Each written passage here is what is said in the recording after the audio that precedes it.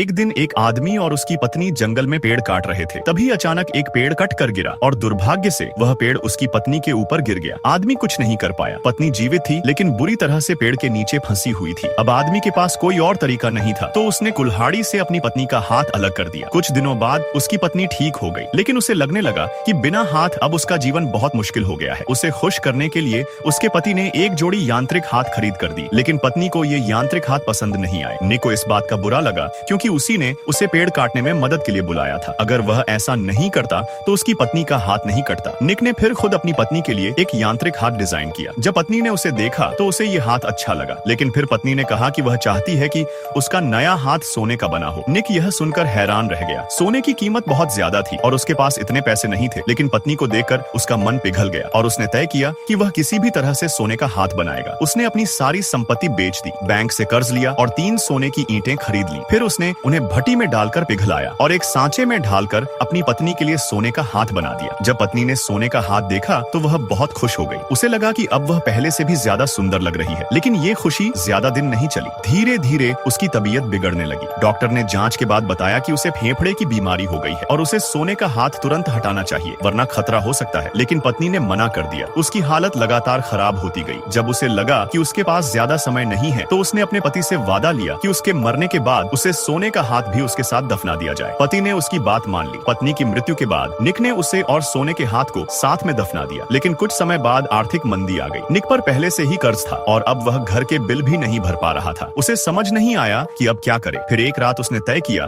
कि वह अपनी पत्नी की कब्र खोदकर सोने का हाथ निकाल लेगा। वह रात को चुपचाप कब्रिस्तान गया, कब्र खोदी और अपनी पत्नी के शरीर से सोने का हाथ निकालने की कोशिश की। लेकिन जब वह कुल्हाड़ी से हाथ काटने वाला था तभी उसने देखा कि उसकी पत्नी की आंखें खुली हुई हैं। वह डर गया लेकिन किसी तरह खुद को संभाला और हाथ काट लिया। उसने सोने का हाथ बेचकर अपना कर्ज चुका दिया। वह घर लौटा और राहत महसूस कर रहा था लेकिन उसे लगा कि बाहर कोई अजीब सी हवा चल रही है और कुछ अजीब आवाजें भी आ रही हैं। वह डर कर घर के अंदर चला गया। तभी घर में चीजें हिलने लगी और एक फोटो फ्रेम गिर गया। उसने देखा कि फ्रेम में पत्नी की तस्वीर ने अपना आसन बदल लिया था। पहले तो उसे लगा कि यह उसका वहम है लेकिन फिर तस्वीर में आंखें घूमती हुई दिखी। वह डर गया और सोने का हाथ लेकर भागने लगा। तभी किसी ने दरवाजा खटखटाया। उसने देखा कि कोई छाया धीरे धीरे दरवाजे की ओर बढ़ रही थी और उसके हाथ में टूटा हुआ हाथ था। उसे समझ आ गया कि उसकी पत्नी वापस आ गई है। वह डर कर बिस्तर के नीचे छिप गया। उसकी पत्नी कमरे में आ गई और चिल्लाने लगी कि उसे उसका सोने का हाथ वापस चाहिए। निक डर गया और कांपते हुए सोने का हाथ उसे लौटा दिया। जैसे ही हाथ वापस गया सब कुछ शांत हो गया। निक ने धीरे से रजाई हटाई और देखा कि उसकी पत्नी वहां नहीं थी। वह राहत महसूस कर रहा था